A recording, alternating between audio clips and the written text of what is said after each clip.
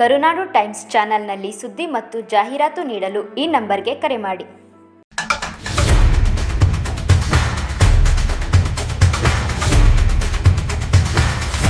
ನಾವು ಎಲ್ಲ ನಮಗೆ ಬೇಕಾಗಿಲ್ಲ ಅಕ್ಕೈದು ಯಾರು 16 ಎಕರೆ ಇರೋವೇ 1 ಎಕರೆ ಇರೋದೇ ಅರ್ಧ ಎಕರೆ ಇರೋದೇ 10 ಗುಂಟೆ ಇರೋದು.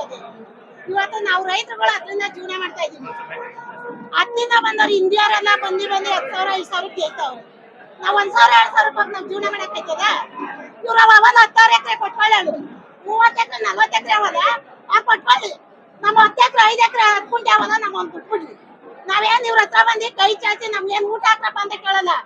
ಅದೇ ನಾವು ರೈತರು ನಮ್ಮ ಮನೆ ತಕ್ಕ 50 ಆಳ್ ಬರ್ಲಿ 100 ಆಳ್ ಬರ್ಲಿ ನಾವು ಊಟ ಹಾಕ್ತಿವಿ.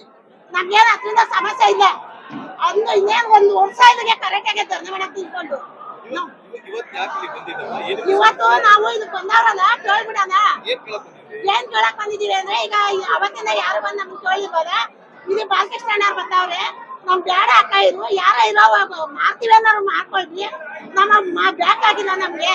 ನಾವು ಧರಣಿ ಮಾಡಕ್ ಕೂತಿದೀವಿ ಅವಾಗಿಂದ, ನಮ್ ಜಮೀನ್ ನಾವು ಕೊಡಲ್ಲ ಅಂತ ಹೇಳ್ತಾ ಇದೀವಿ ಅಂತ ನಾವ್ ಕೇಳ್ಕೊಂಡ ಕೇಳಷ್ಟು ಕೇಳಿದ್ರು ಯಾವ ಅಧಿಕಾರಿನೂ ಬರ್ಲಿಲ್ಲ, ಯಾವ ಜಿಲ್ಲಾಧಿಕಾರಿನೂ ಬರ್ಲಿಲ್ಲ. ಏನಂದ್ರೆ ಆಯ್ತು ಹೋಗಮ್ಮ ಅಂತ ಹೇಳಿದ್ರು ಅವ್ರು. ಈ ಪೊಲೀಸ್ನವರು ಅಡ್ಡಾಡಿ ಬಿಡ್ತಾರೆ, ನಾವು ಕೇಳಕ್ಕೆ ಅಡ್ಡಾಡಿ ಬಿಡ್ತಾರೆ. ಅವ್ರು ನಮ್ಮಂತೆ ರೈತರಲ್ವಾ, ಅವ್ರು ನಾವು ಕೇಳಿ ಸಂಬಳ ಕೊಡ್ತಾ ಇರೋದು, ನಾವು ಏನು ಅನ್ನ ಹಾಕ್ತಾ ಇರೋದು ಅವ್ರಿಗೆ. ನಮ್ಗೆ ಯಾಕೆ ರೈತರಿಗೆ ಇಷ್ಟು ಹಿಂಸೆ ಕೊಡ್ತಾರೆ?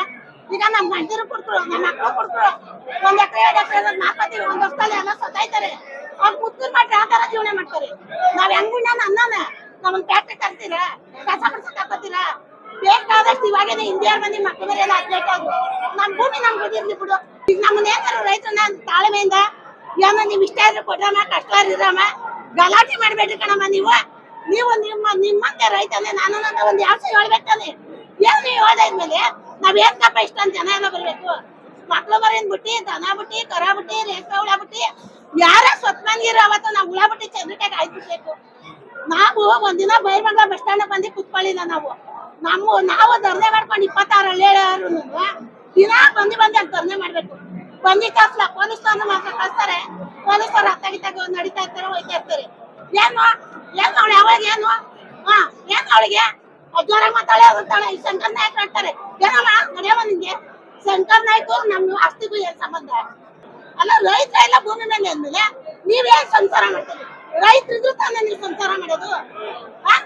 ರೈತ ಇಲ್ಲ ಅಂದ್ಮೇಲೆ ಏನೋ ನಿಮ್ ಭೂಮಿ ಮೇಲೆ ಹೊಟ್ಟಿರ್ತೀರಿ, ಏನ್ ಸಾಕ್ತಾರೆ?